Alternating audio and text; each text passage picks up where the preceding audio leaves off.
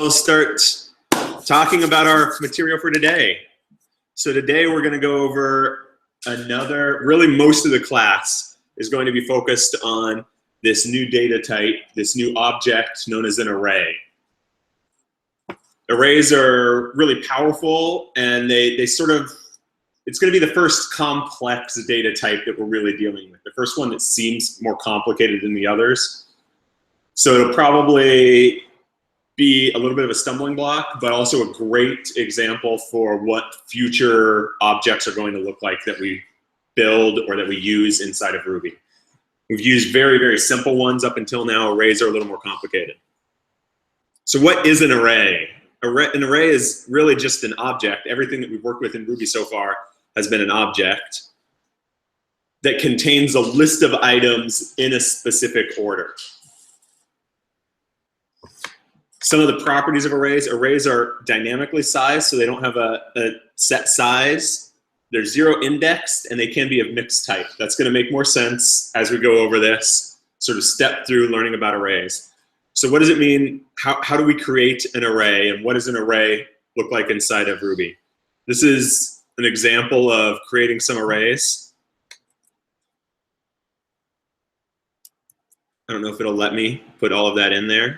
It won't all at once.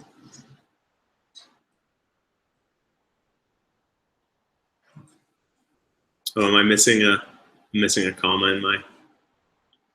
Fix my own notes right now. Look at that. And between 5 and 7? There we go.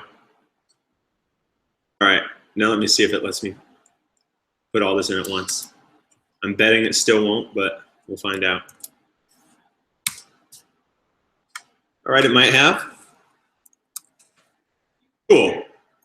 So we created some arrays here inside of Ruby. We did that. The common way that you're going to create arrays, probably there's multiple approaches, but the most common syntax is just setting something, a variable equals to, and then you've got square brackets, and then the items in your array will be individual entries in those square brackets separated by the commas in between them. So this first one is a very simple array. We've put a bunch of integers into this array. And so instead of having to have each one of these integers stored individually, if say we want to have this set of references, these prime numbers is an array of primes, we can put all of those in one array and store them together and be able to manipulate them together or collectively much more easily than if we had to create individual variables for them. That's one of the most powerful aspects of arrays is once you've grouped stuff like that, you get a lot of capabilities that simplify the way that you can write code or reason about it. We also created an empty array. The empty array is very, very simple. It's just the square brackets. That's like an empty string. The empty string is just the quotes with no spaces in there. An empty array is just the square brackets, which means you've got an object of an array. So we have an array, but there's no content in it. There's no entries. You can put any type that you want inside of an array. So here we also created a food array. It's got strings in it. And then I said arrays can be mixed type. An array doesn't have to be all the same type. So in our mixed types array, we have a string, a Boolean, a float, and an integer all stored in the same array.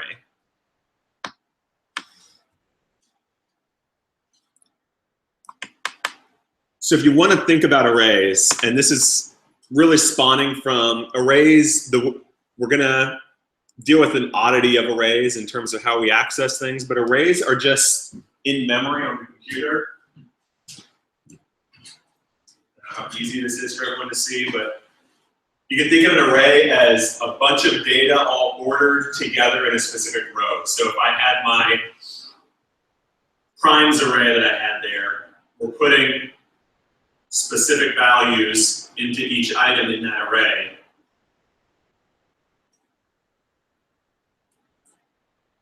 in different positions. We'll come back and look at this again in a minute, but one of the aspects of arrays that trips people up almost always is how you get items out of an array.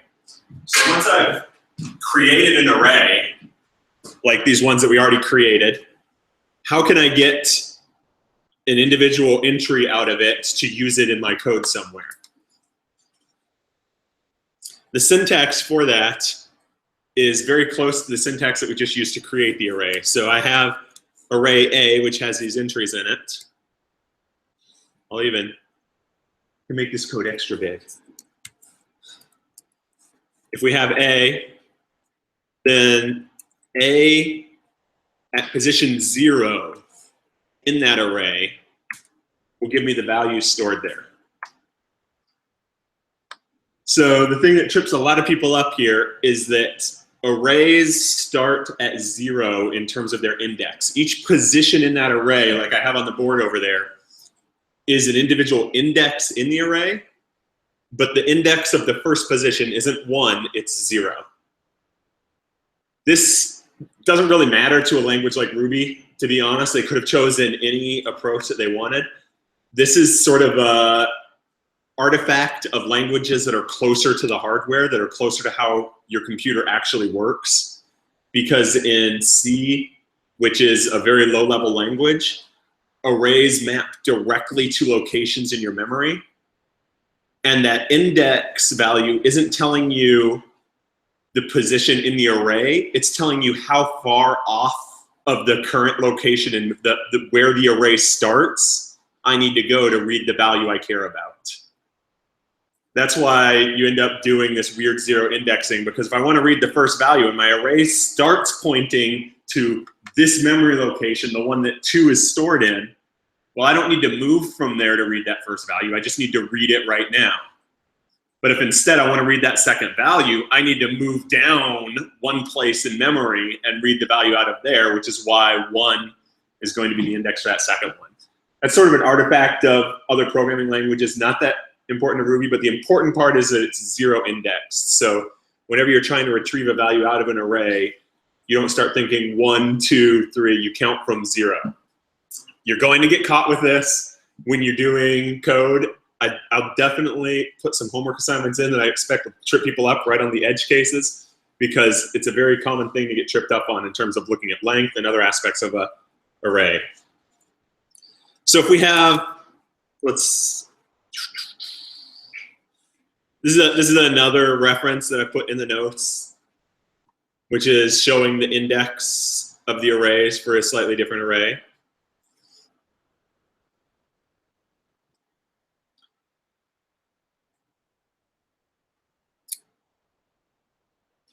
But now that we sort of talked about that a little bit, let's try and do an exercise together. We'll walk through this bit by bit.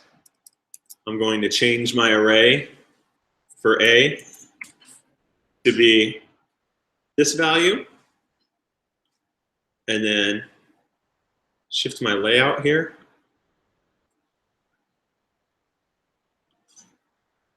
A little bit. So now that we have, this is our array, which is 1, 7, 11, and 19. What am I going to get if I reference the object or the item stored in position 1 in that array? 7. All right. And what about 1 plus 1? What's that? 11. Yep. All right, now we got the tricky ones. -1. Any guess? What? It's a good guess that you might get an error. It might be out of bounds. What? 19? That's interesting. Any other guesses? Let's see what we get. You get 19. Okay. This probably isn't something you're going to need immediately, but a common pattern in a lot of these programming languages is that you can use negative indexes to go from the back of the array and get values. It's sort of a shorthand way to do that. So a of -1, all it was saying was count from the back of the array instead of from the front. So you could do like -2, and it's counting from the back of the array as well.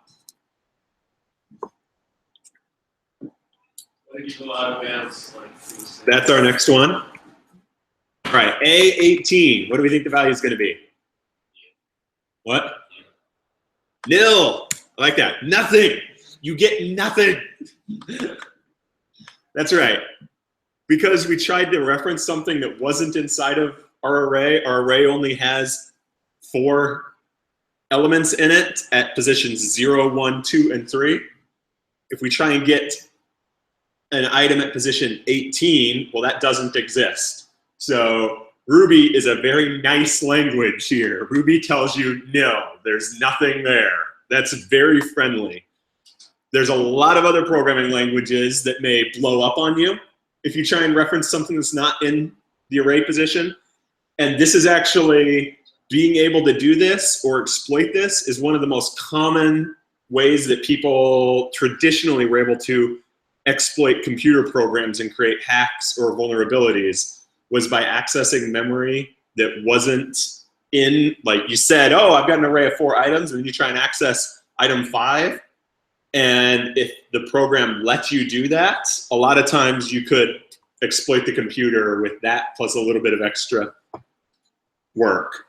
So Ruby's really nice here. It's not going to blow up, explode on you, or do anything else. It's just going to tell you no. Now, the drawback to that is that doesn't explicitly tell you that you tried to access something outside of the array. It didn't tell you, hey, your array's not 18, 19 items in length, so you can't do this. It just gave you back a no. Let's try one more here. 0.2i. What are we going to get for this one?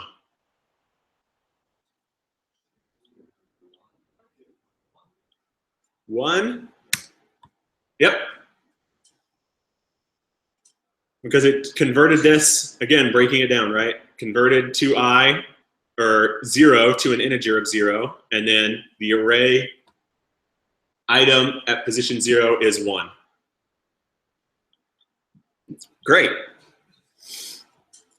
So I think we went, that was pretty easy, I feel like, not too bad. So why don't you, inside of your Cloud9 workspace real fast, go ahead and just create a few simple arrays so you can get used to it and go through this pattern.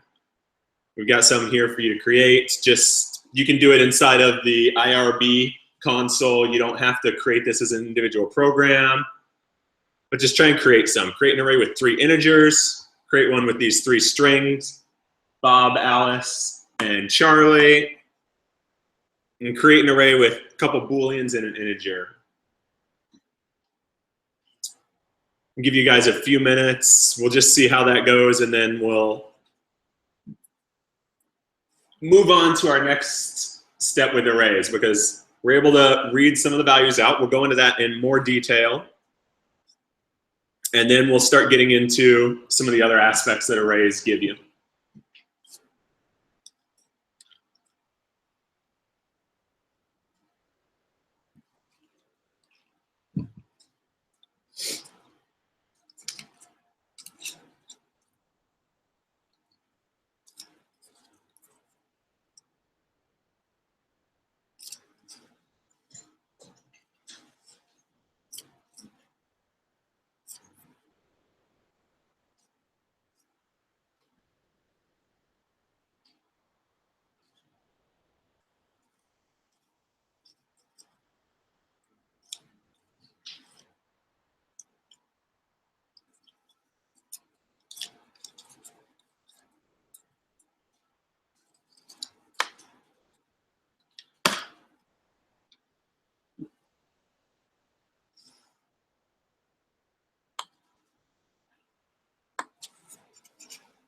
Yes?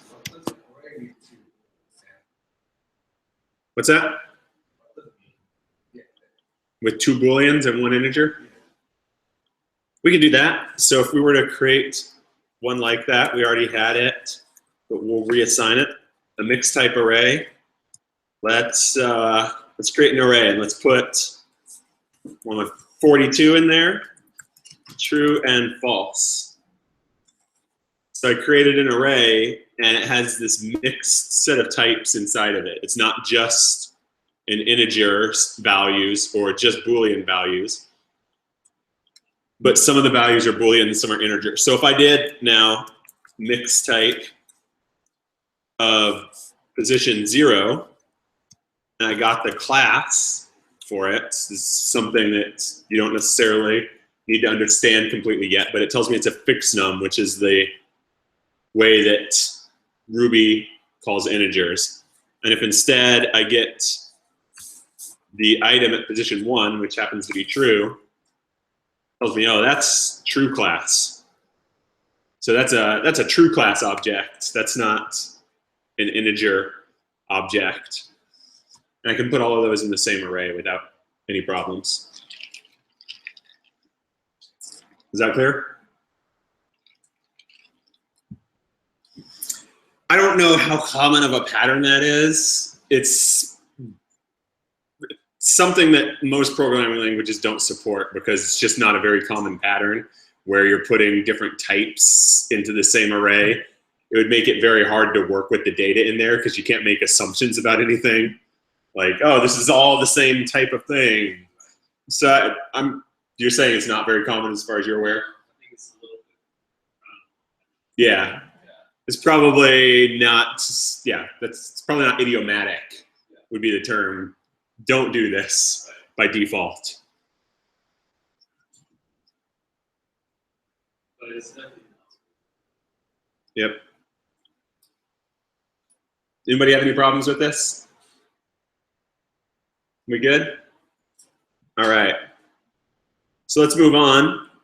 We're going to talk some more about reading values out of the array. So let's have a slightly more complicated array than we had before. Come on. Did it not capture it?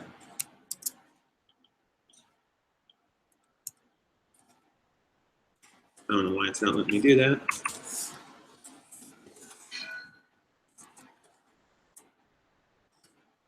I guess it won't let me. All right, we'll just type it in then, fine. Something's wrong there. Right? What? Yeah, we're gonna get there in just a moment.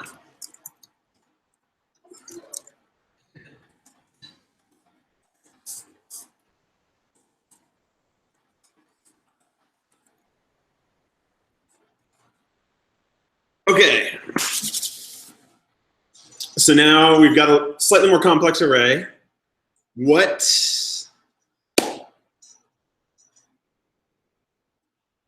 Arianda, what is the index for the string old in this array? So if this is our array,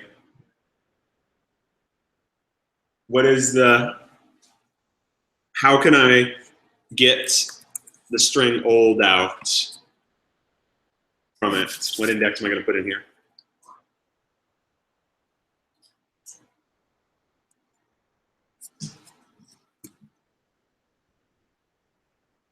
What? 5? Oh.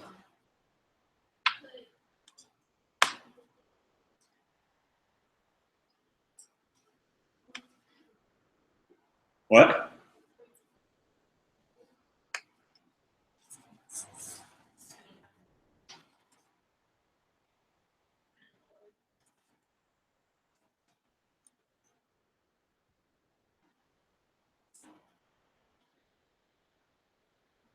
It's a good guess.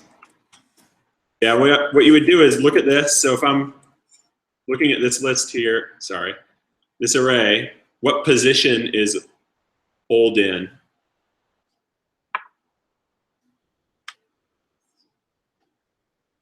What? The sixth position? Okay, and if you made that 0 indexed instead of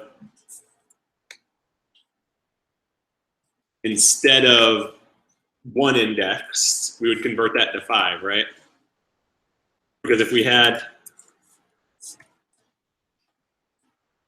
started at 1, 6 would be correct, but since we start with 0 in that first position, we use 5 to get that out. Okay, what about anybody? What about 8? What if I'm trying to read that out of it? 1? Okay. That one's easy. Now, true.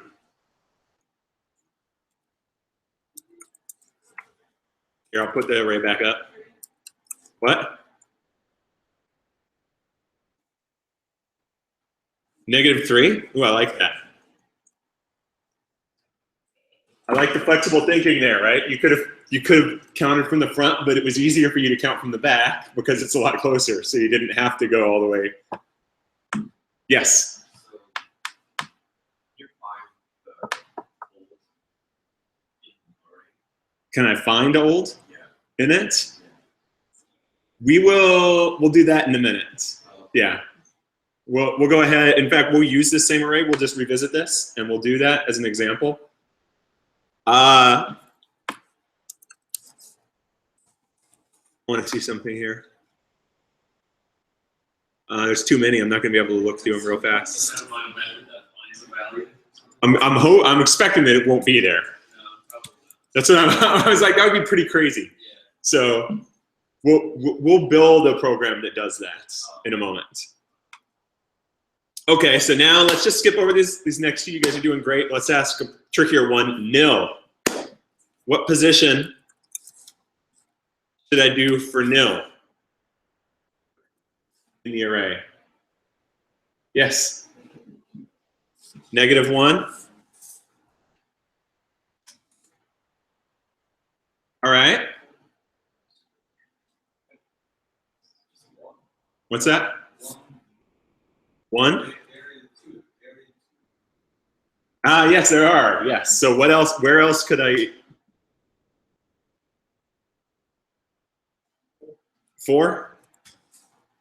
All right. Yeah. If we have 2 references to nil in our array here, so we could get it in 2 different places.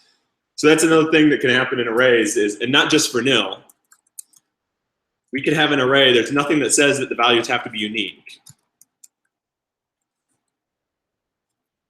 So I can have an array of just 4 over and over, and that's what's going to be in there. So that's one of the issues with the find. They can't just build necessarily a generic find a value in it, because which one do we want? You might be able to have a find first or index of first type method, but or potentially a give me all the indexes that match this out of it. Yes. So their nil is not the string or character, or it's not the number one. Nope. It's nil. It's so. Okay, so how can I if you make the program Yes. to find nil in array, how can you do it to find the nil? How could you build the program to find nil in the array? That's good. We'll do that one too. We'll come back to the same array and we'll look through it for a few different things. But there are some, nil is a unique one because there are some gotchas, right? You could write a very simple program that may succeed when it shouldn't with nil.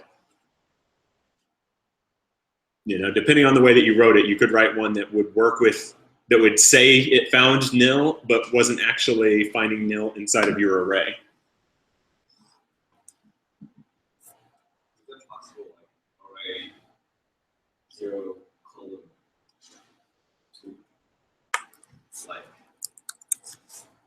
passing different values at the same time? this.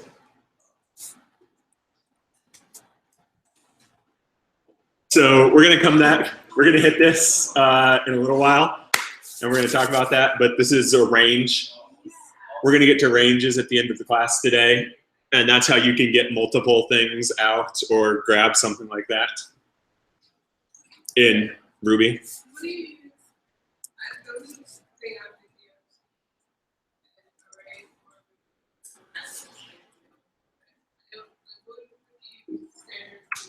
What do you use arrays for?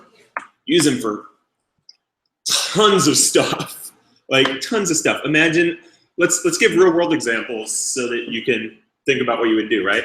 If you're on Twitter and you've got a long list of individual tweets that are showing up on your screen, the way that those probably get processed on the back end is Twitter will go to a database, pull out the tweets, and put them all into an array that it then sends to their front ends to show on your screen.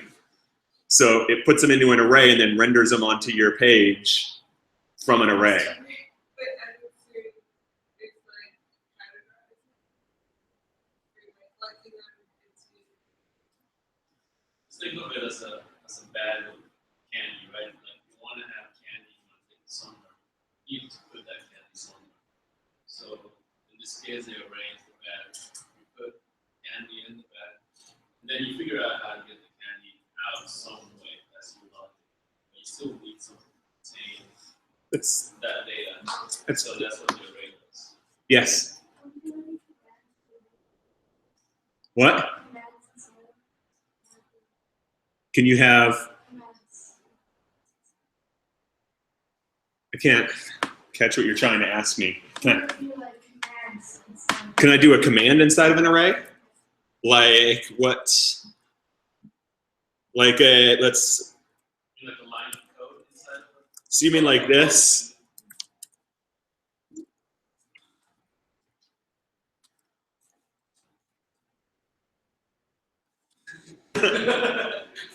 So I had no idea what was going to happen there. So that was fun. So it looks like what happened, you can't just put commands in an array just like that. You will, you're writing really complex code by the time you do that. Yes, it's capable to do something like that, and we'll see some, we'll build to tooling that lets you push commands around that way and pass stuff around. But by default, it's storing objects and not functions or methods. So you're, It worked, right? what? It worked, right?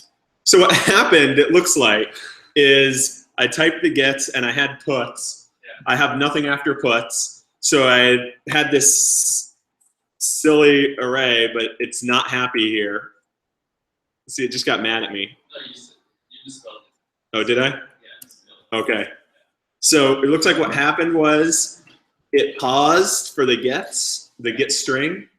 And once it captured that, it put that into that position within the array. It put the result of evaluating the put string, which was nil, because I had nothing afterwards, into that position in the array afterwards, and then generated my array. Okay. So it didn't actually store the command. That's why when I did silly again, it didn't run, it didn't have gets again. It evaluated those at the time it encountered them, and then put those values into those positions within the array. Okay. Yeah, that's some crazy stuff there. Crazy. To answer your question, you can, but then it just does it one time, right? Like if you did it, if you put the code in the array one time, once you call that array, it runs the code, and now what it evaluates out of that is stored. Yes, yeah, you can use it to dynamically evaluate. Like you could do this again. We're gonna get more complicated.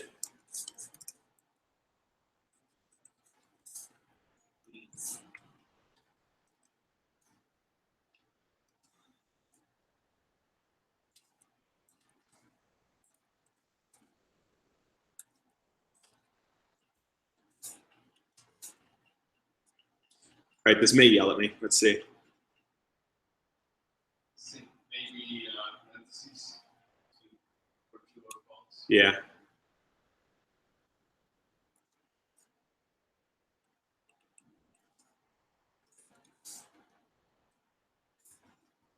What it did there was it ran through each one of these, just like I was talking about before when you're reading your code.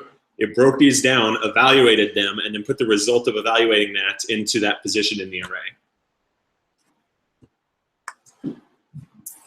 You're probably not going to initialize arrays that way very often. Yeah, I haven't seen it. That was fun. I was interested. 'Cause Yeah. I haven't seen it done. So it's cool. Now just because you have me intrigued, I want to see what happens off this. Okay, it did take 2 gets. Was there another question somebody had? We just did some really crazy stuff there. I don't expect everyone to follow what was just going on. That was really fun. If you followed along, that's great. Otherwise, don't worry about it right now. So let's go back to this array that we have now. What's the length of this array?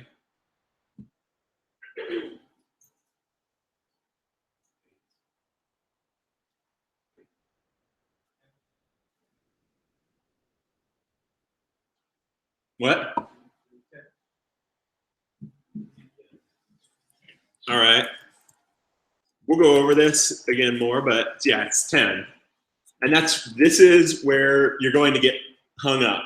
Again, we'll go over it again, but you're going to get hung up because remember, if I want to get the last element out of this array, I don't do array 10. I do array 9. It's a little confusing on this one because the last element's nil, but I would use array 9 to get the last element, not 10. And you're going to have what's known as an off by 1 error. I almost guarantee it in your code where you forget that there's a difference between the index and the length at some point in time.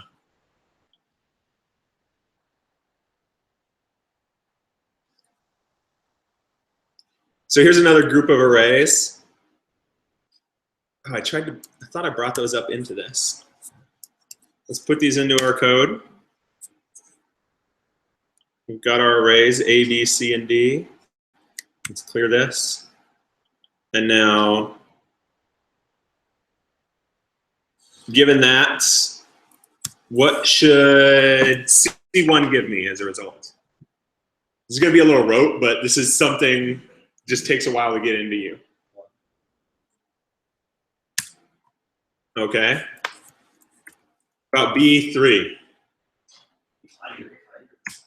Tiger, perfect. So let's jump to one of these more interesting ones. A5 divided by 2.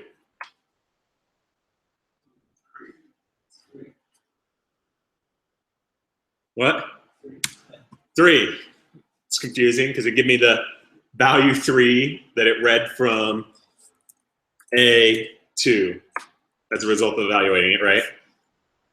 Now let's do C3 plus A1 is less than 2. What should I get out as a result of evaluating this?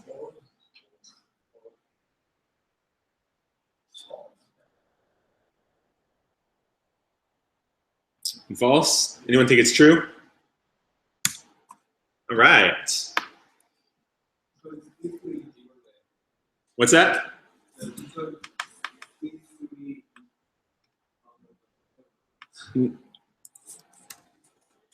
C3 is 1.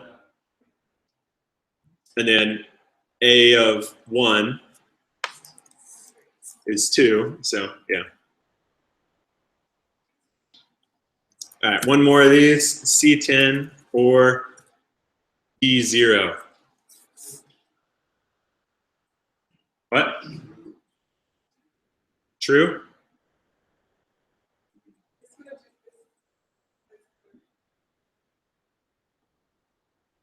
No, true.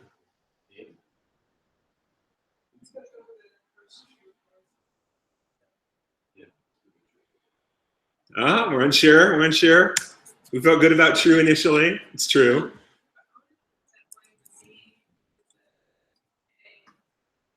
What's that? Oh, yeah. Let's do that one. That's a good one. B of A of 1. Doing something a little tricky here. You got to break this code down piece by piece. What? Dog? Dog, perfect. Because breaking that down again, it looks in this code, it says A1, okay? A1 is 2, and now it's evaluated that, so now it looks at B2, 0, 1, 2, and it gets dog out. It takes a little bit of flexibility to start thinking this way. Zero indexing will probably, you'll make mistakes, you're gonna get off on it, but you'll get used to it just by doing it over and over and over again. So we've done a very basic thing now. We're able to read different values out of arrays, just any value we want. Now, that's not very useful if all we can do is store values in the array and then read them out. What are we going to do to modify them? So let's start doing that. We have a simple array here of 1 being true. The way that you modify a value in an array is the same way that you read them combined with the way that you write any variable. So now we go, all right, scroll up a little bit here so we're in focus. Okay. Zoom on that side. Oh, that's good. So if I had A0 equals 5, now if we look at our array, instead of being 1 being true, it's just 5 being true. So now we're getting where we don't have to assign individual variables and you can change any value in that array just by pointing to that index and assigning a value into that position. This is the same as if, we had foo equals 1 and then we said foo equals 5.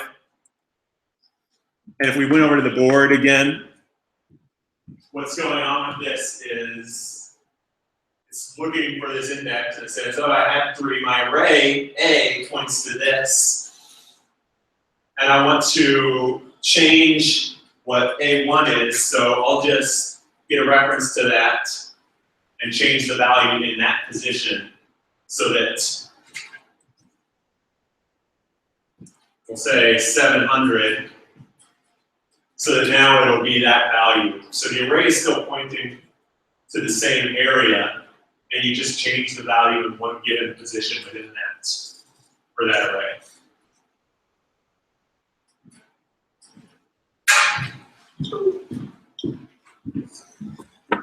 All right, so we'll go through some other good examples here. Now if we set A of 2 to false, now we have 5B and false in our array because we had started with 5B and true. We can change any one of these values. A of 0 plus 1 equals C. What's our array going to be after we execute this line?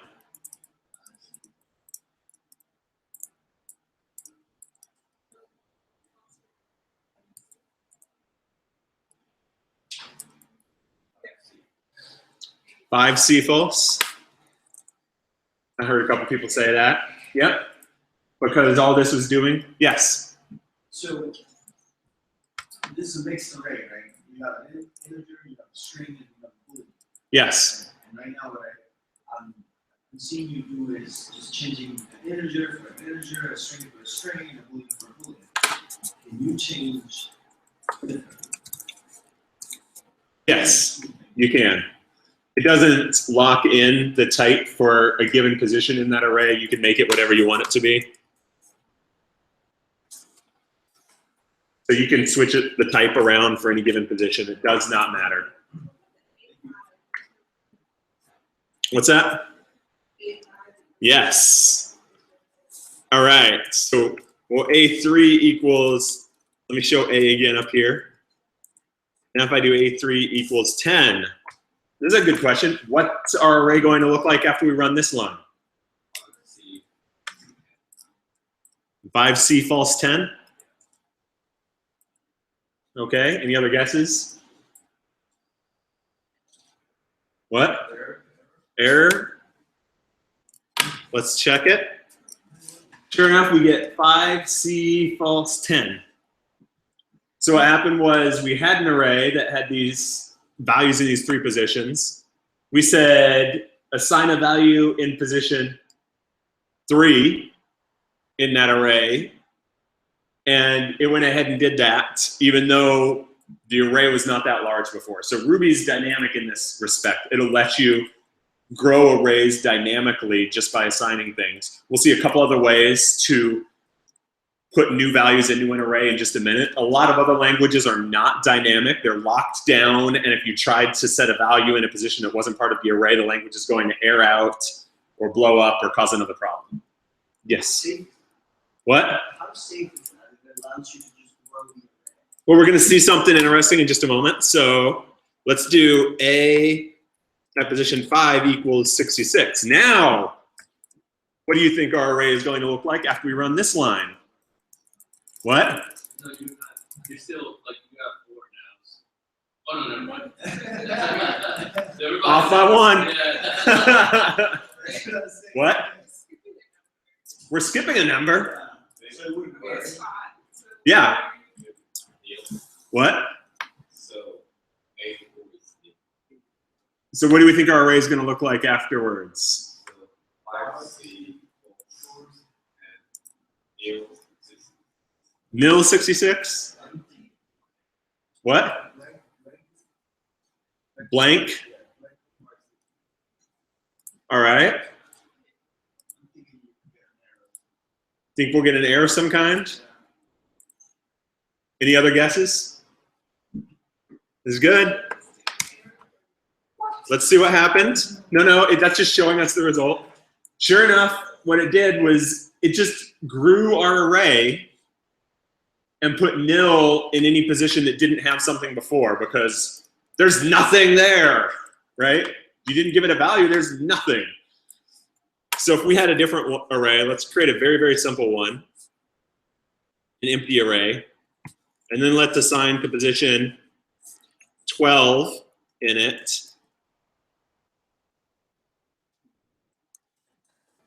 You know, we'll give it a value. Then what we end up with is a whole bunch of nils to pad until we get to that value. So this is, again, one of those aspects of Ruby that's a little different than other languages, in that it'll grow that array dynamically without you having to do anything special, and it'll let you assign stuff to positions that aren't even in the array right now, and just pad that array with nils in the empty positions between them. So you're asking, how safe is it? It's both safe and not safe, right? You're not going to blow something up. You're not necessarily going to cause an error, but it's also unsafe because now you have a problem with your array that you probably didn't expect to have this nil inserted into the middle of the array. Now, it doesn't look that unusual given what we have here, but if we had an array that made more sense, like if we had primes again, right? And we have 2, 3, 5, 7, 11, and then in primes, we tried to add another one and we messed up and we put it at position 10 and we give it 13. Now it looks very unusual because now we don't have a set of integers the way that we would expect. We have integers and then nils sort of put into the middle. So before it didn't look that unusual because it was these mixed type arrays. So a nil doesn't look as out of place.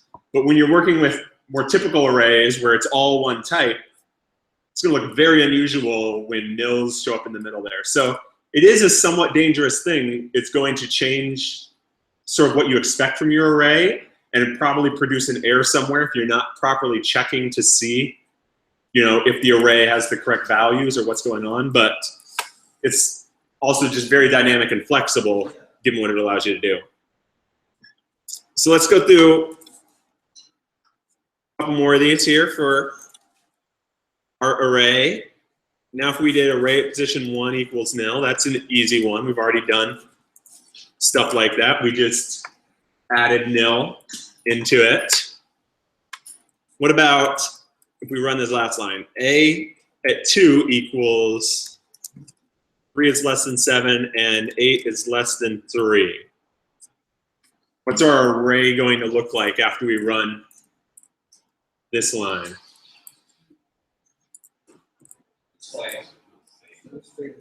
It's going to be the same?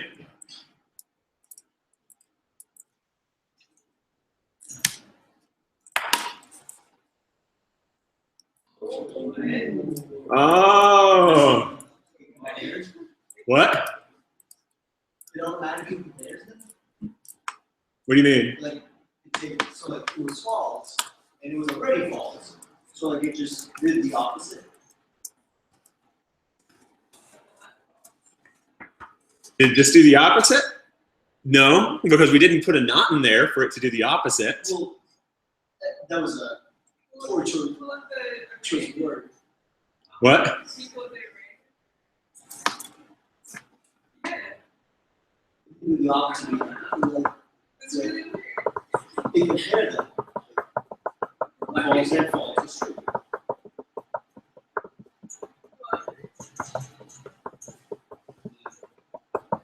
That wasn't even the behavior I expected. So I hadn't run this line yet. Any guesses as to why I did that? Because the array has a false. So the A2 was false. So it became true. So it became true? Well, let's try it again. If that's the case, we would expect different behavior this time? Nope, we get true back out. Yes? So if you were to do 8 to 7, you figured out it's less than 7. True and 8 is less than 3. Look at false. I think you take the same aspect of it. If true is in the beginning of it, then it's automatically true. But you can apply that on to But that's before. It's not usually it.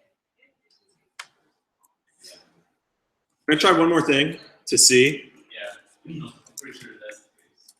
I'm pretty sure too. Okay.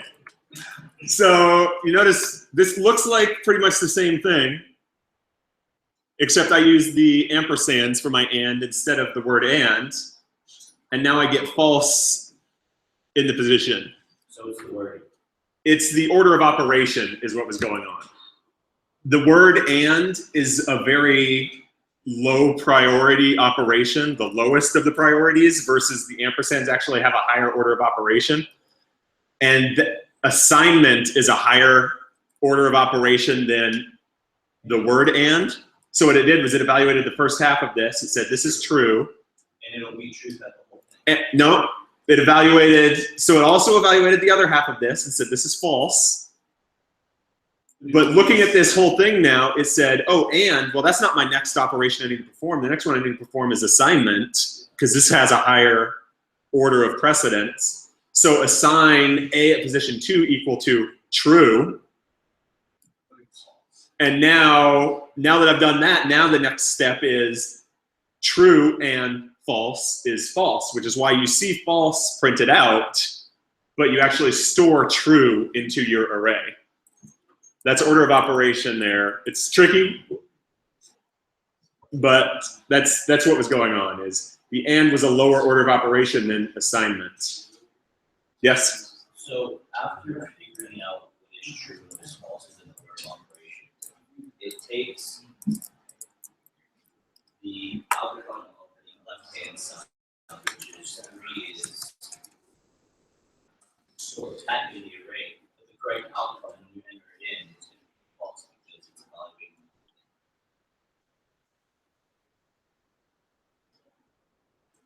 Is what?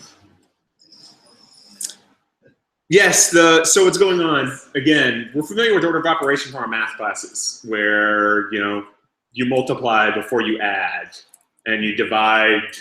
I can't remember the acronym that's used for it, but we've all gone through that. What's sort of surprising about that exact line there is that assignment is just an operation being performed. And it happens to have, if we're going from most highest priority at the top here to lowest priority, assignment has a higher priority than or and.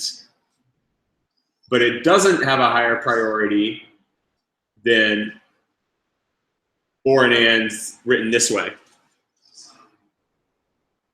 So when it broke that down, again, it's very tricky, but it broke it down and said, this is true. So if we're breaking this line down bit by bit, 3 is less than 7, that's true. It also looked at 8 is less than 3 and had false there.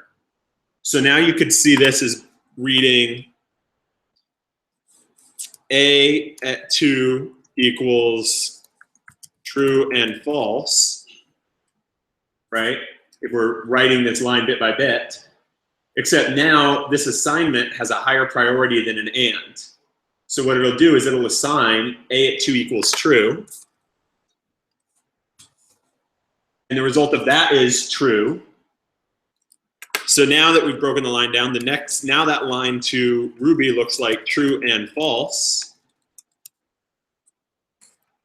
And when we evaluate that, the result of that is false. But that's why we ended up with true stored into our array, but false being what it printed out to the line as a result of evaluating the whole expression. All right, so then what happens if you switch the two together? Let's do 8 is less than 3 and 3 is less than 7. Assuming false.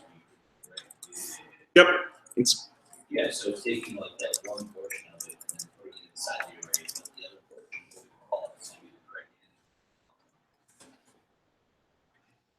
it. yeah, the other one is the result of, where it's showing you is the result of evaluating the whole line. It's like you have to kind of think about it in 2 parts. There's the array portion of it and the overall outcome for the actual answer Yes. of the whole thing. Yep. So the array portion is like you take that chunk and then you're like, okay, I've already found out the outcome for this. We're putting this inside the array.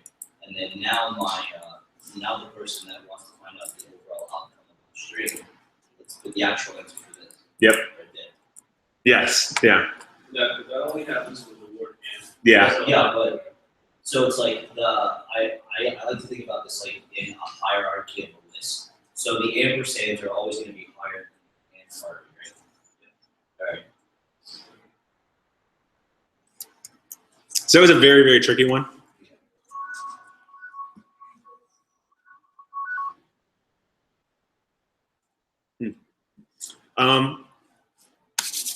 Now let's talk about, we already did this in one way, but let's talk about adding new items to the array. So we've already added new items by just using an index that's higher than our array length. But being Ruby tends to have a lot of ways to do the same thing. So there's multiple ways to add items to the end of the array. And a couple of the other ones that you're going to use much more often when you're actually trying to add something onto the end of an array, especially because you don't want to accidentally add nils in between, would be more like this. So this double less than, that's really just saying push this into the array at the end in the last position. So it's grabbing whatever value's on the other side and putting it into the array.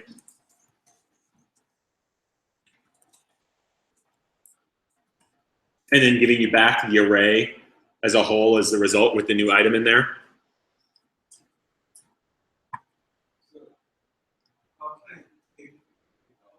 Take an item off the array? Well, we can talk about that in just a moment. The other very common syntax that you might run into for adding something to the end of the array would be using push. So push is a method on arrays that will push something onto the end of an array. This, It's like adding on to what you already put before. yeah, Really? it's growing your array. So if I were to do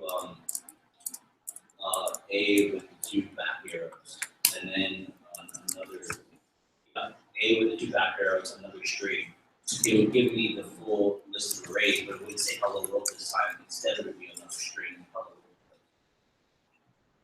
No, it adds it. It adds it afterwards. Yeah. Yep. So this one isn't actually putting a value in another position in the array. It's growing the array. So if you can see the two back arrows, if it's adding another position for whatever you're putting in the array, you do the opposite of the arrows, like towards the right side. You do like A, like that, and then that would be adding it towards the very front. I mean the very back. Sound like a radio. Hmm. Oh, no. Nope. You can think the reason that push exists as a term is you can think of arrays. I've got something here that should work as a little bit of a visual cue. You can think of arrays very similar to, these are just little felt pads I think they use for erasing, right? But arrays, this is very limited, but in the most basic sense, you can think of them as a stack of things that are set up a specific way. So if this is the item at position 0 in my array, and I add something else to it, and I add another item, the reason that it's easy to push something to the end is that this is an easy place to put an item, but if I instead wanted to put it at the front of the array, it's a lot harder because I can't just put it in there. I have to like lift this up, put the new item in, and put this back where it was before, right? So instead of, oh, if I'm pushing stuff on the end, oh, that's easy. Just stack it on, very, very easy. But instead, to add something to the front of the array, not easy. And one of the reasons for that is if we go back to our whiteboard and we're looking at this, if you're thinking of these as each one in a specific position and the array is pointing, it knows how to get to these. If I want to put something in this 0 position for that, I can't just add something new here and have it be in that position. I have to shift every one of these down to the next one to grow it. This needs to go down, this needs to go down, and now I can put something new in this position that wasn't there before.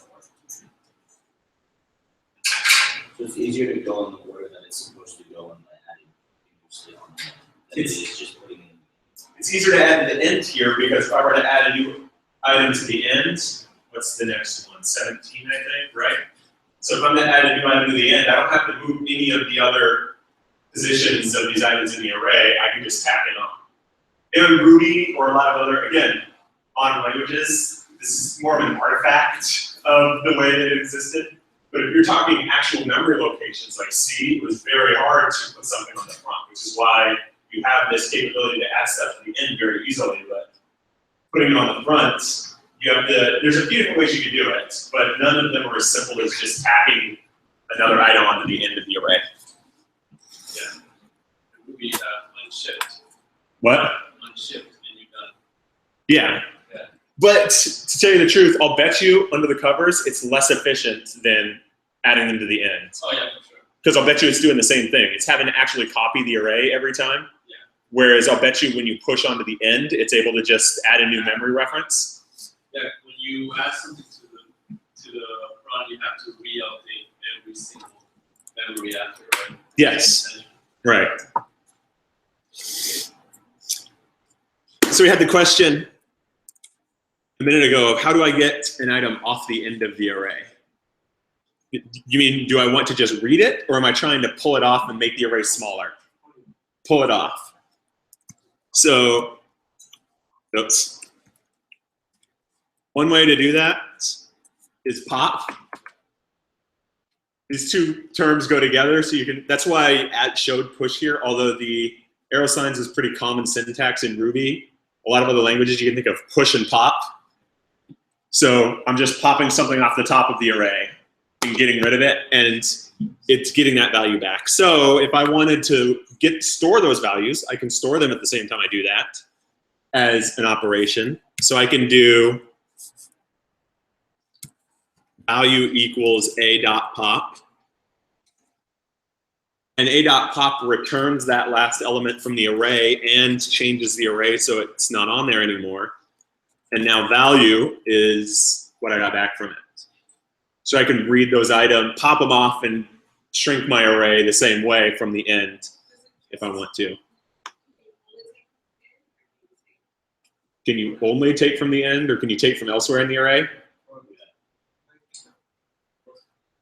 You want to pull the first one off? There's probably, what did you say, unshift? Unshift. What? Or Or shift. It's actually Shift. if you wanna pull it, it's shift. So if you're looking at this array now, we pulled 5 off of the front. And she said unshift, so A dot, let's add it back on. Unshift 5. You were saying, how can I add them to the front? You can. But you have to shift first and then add whatever you want to be in the 0. If you say. But, well, the reason it says shift, the reason it's different is because it's actually a different operation. So yes, you can do it in Ruby. It's useful to think about it as being something different, which is why you definitely don't want the same command or the same way to do it. You can't remove something. What? You can't remove something. Remove something from the middle of the array. That's a good question.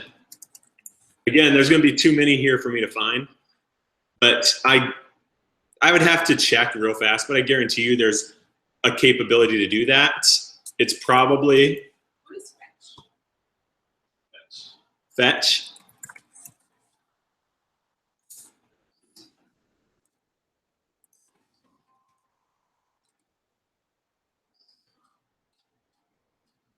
So it's just another way to,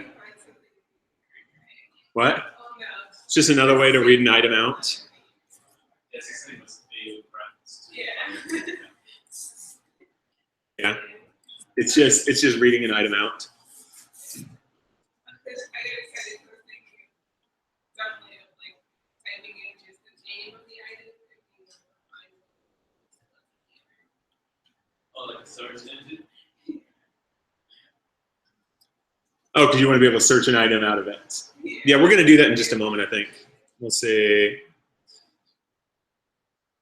Not a lot of time, but how about this? I'm having some problems scrolling that. All right. So now we've already talked about length, but again, length is a property. So we've talked about methods on objects before. Properties are just characteristics of them. Length is a property of arrays that tells you how long your array is. Right now we happen to be 8, but if I did that 8.pop or a.pop and pulled off hello world, and then I got the length of A, it would be 7 instead of 8. Yes? So pop is the primary key if you want to take something off of pop, you don't want to use chomp. You don't want to use chomp? You know how you don't, I mean, you don't use chomp. Let's see. Chomp. Chomp is not the same thing, but it's good. I mean, it makes sense. It's a similar type of operation you're performing, but there's not a chomp method on arrays like there is on a string. So then for arrays, it would just be pop. If you're getting the last item off and pulling it out, yeah, Just like that. you're gonna pop it. You can also, so let's put this other array in here. Along with length, you also have size. They're pretty much the same thing. There's slight difference in the way that Ruby handles them. You don't need to worry about it. But zeros.length, you know, you're gonna get the same type of thing. I think count too. What? There's a count, which is the same thing. Count, Count is a little different. doesn't it? Yeah. Well, I mean, I know it's less efficient for sure. Well, no, count is only different because count is actually a method. So, for example, Well, size and length are methods too, right? what? No, I don't think so. I think they're actual computed properties that are stored on it. Or at least one of them is, but like, let me do this. This will be better. 2, 3, 4, 5, 6, 7. I don't want to store that in primes. So if you did primes.count. Numbers.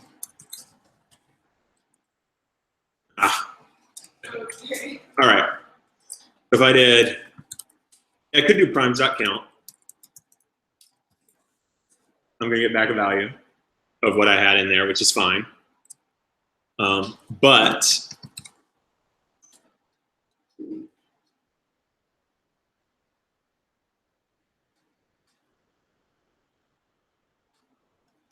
let's do this. Yeah, I can do primes.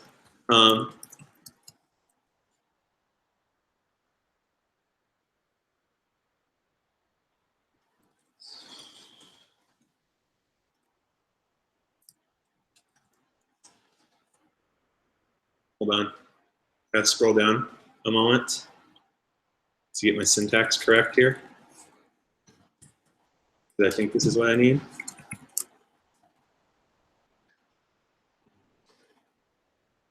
How do I compare against a class? Against the class, Yeah. How do I check and see if this is a fixed num? is a question mark. But you have to- So I'll do, Yeah. and then the class name, Yeah. is it capital M? I believe so, yeah. Non-capital.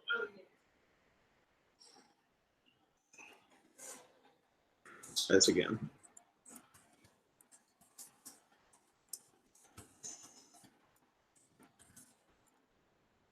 So this is why count is different. And we're going to get into this just a tiny bit today. We'll talk about it more. But count is a full-on method that you can actually pass something into to count out the arguments that match. So like count here, I just passed in this block of code. Don't worry, this terminology won't make perfect sense yet.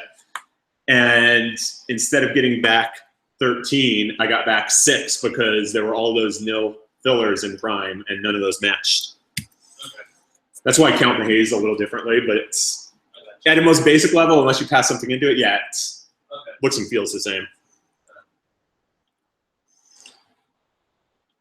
Okay, so we will start talking about enumerating here a little bit, and we probably won't get to ranges today, we'll see, because this is going to begin to introduce another complex concept, which is blocks of code. Now, we've already seen at least 2 different types of code blocks in the work that we've done till now. Can anyone tell me what the 2 different code blocks that we've encountered are?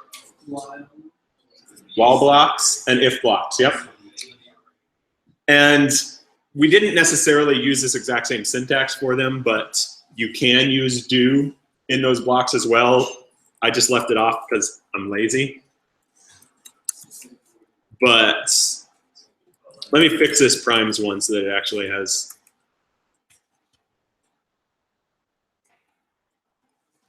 real values in it again. So we're going to introduce, there's a method on arrays known as each. And each is an interesting method because it takes a block as its argument and does whatever that block tells it to do. So we've seen these while blocks or if blocks before. We wrote them out like if something, and then end was the end of the block, and it would execute the code inside of there only if that conditional in the if block was met. These blocks are very similar conceptually.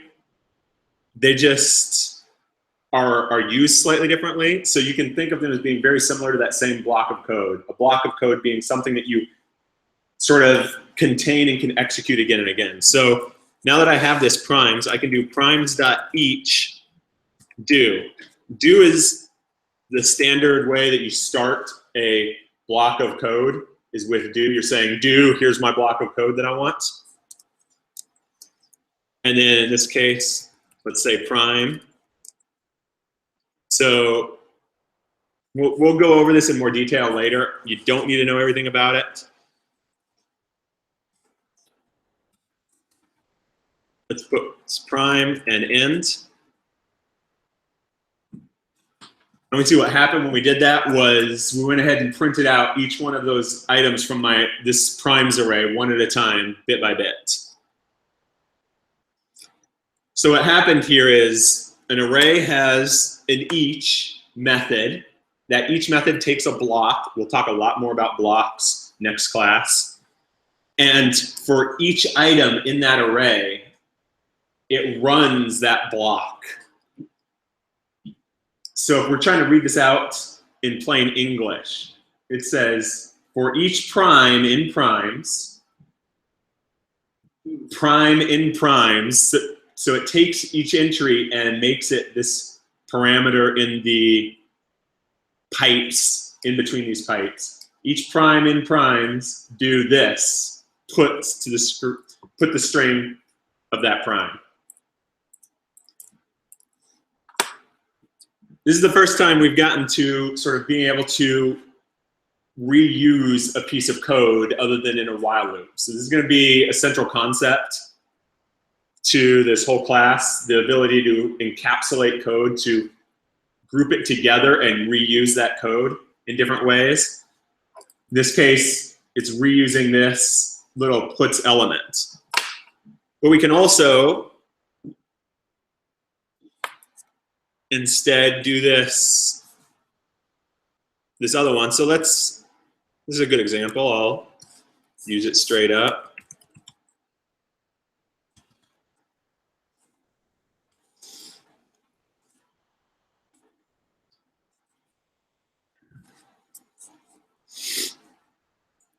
So it's slightly more complicated, but it's going to be very similar. I can give this item inside of the brackets or inside of the pipes, the bars. So what are they called in Ruby? Pipes, bars, pipes. I can give this any name that I want it to have. This each method on side of the array, that defines what types of blocks it accepts and what parameters it's going to put into those blocks. So in this case, it says I'm going to give it the parameter of each item in my array.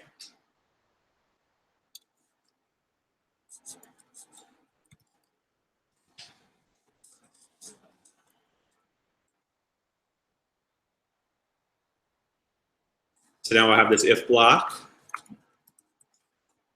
Let's make this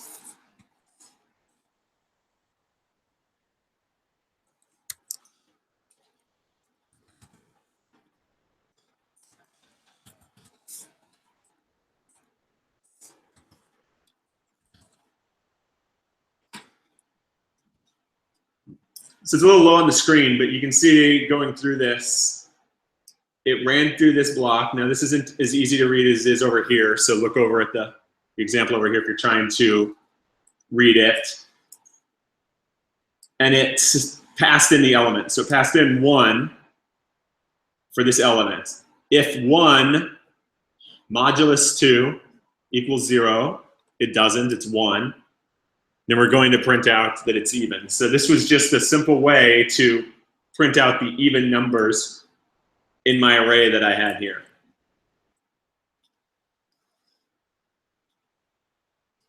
I expect there to be a lot of questions as we go through this more. We're going to go over blocks in more detail next class. It's the first time I've introduced it to you, and I don't just want to get it started before we really dive into them and talk about them a lot more. But are there any questions about that right now? No questions? All right. Then I'm going to quickly try and cover this last topic I wanted to get through. Why doesn't it scroll very well over here? I don't know what's going on. We've got some more examples here that we could show too. But I want to cover range, at least the basic concept, real fast before we're done for the day.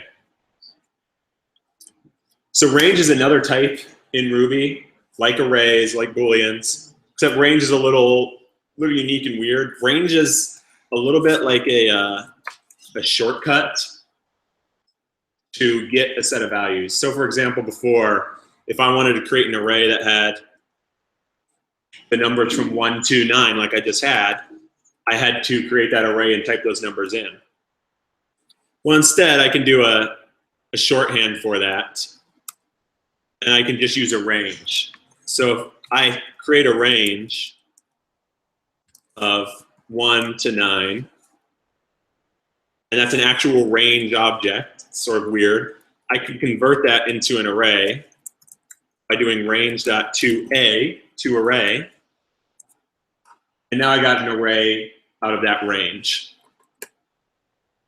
But I can also perform operations on those ranges. A range also has each, just like an array did. So I can do an operation. Oops.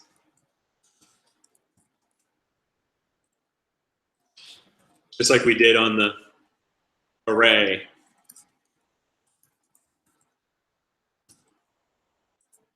and get values out from that range.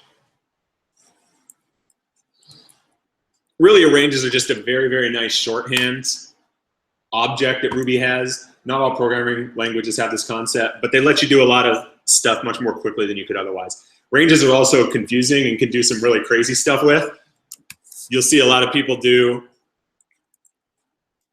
if I did a range of A to Z and convert that to an array, what do you think I'm going to get?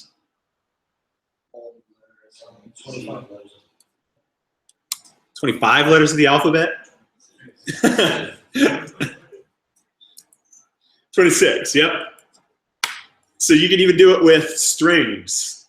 Now strings are also dangerous because if I instead did, it's going to be awful.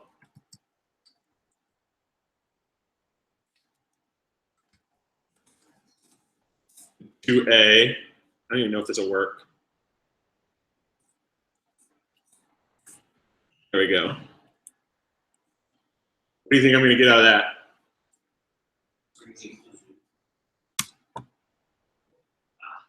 We're going to get a range where it incremented each letter up, each point, starting with APE. So it was APE, EF, APF, AP, whatever. And then once it finished with that letter, it went A, Q, A, and all the way up. So ranges are very powerful. You can do a lot of stuff with them. They're really just commonly used as a quick shorthand to accomplish things over a short space. Can you think of any other powerful uses for ranges that I'm missing? No, the only thing that I don't know if you want to talk about three-dot gotcha. The what? You see, you can do three dots on a range. It's fine.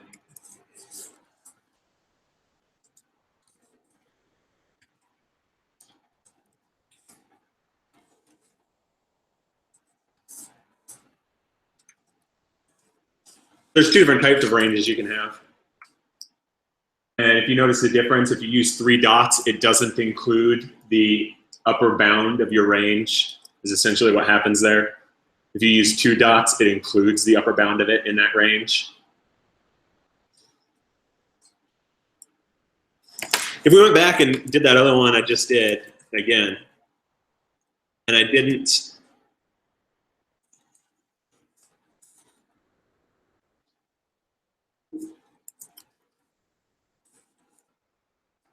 actually convert it, you can see that I just have this dot dot between them.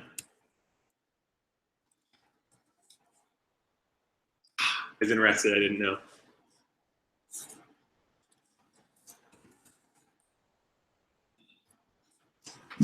I had no idea if that would work, but you can see it's just a dot dot dot. So until you actually expand it into, say, an array or something like that, a range is an efficient way also to store some large set of values without having to really store all of those values. It's just sort of a shorthand notation. All right. I think that's everything that I really wanted to get through today. We will definitely talk a lot more about enumerating arrays and blocks in the next class. And the homework, which I didn't send out last time, so I'm glad people actually did it anyways. I need to update this homework to make sure that it covers our work. So I will have that out later today. Do that count on strings. What's that? Do count on strings. You mean this? On your range. Oh, a count? Count. There we go. Count actually worked. That's because it's a method and it actually had to run something. Because it's not a property that it already knows, it has to compute that value at that point in time. Right? It does make sense. I just made that up, but yeah, I've programmed long enough, I understand why there's a difference between them. All right. If there's no other questions, we'll go ahead and finish.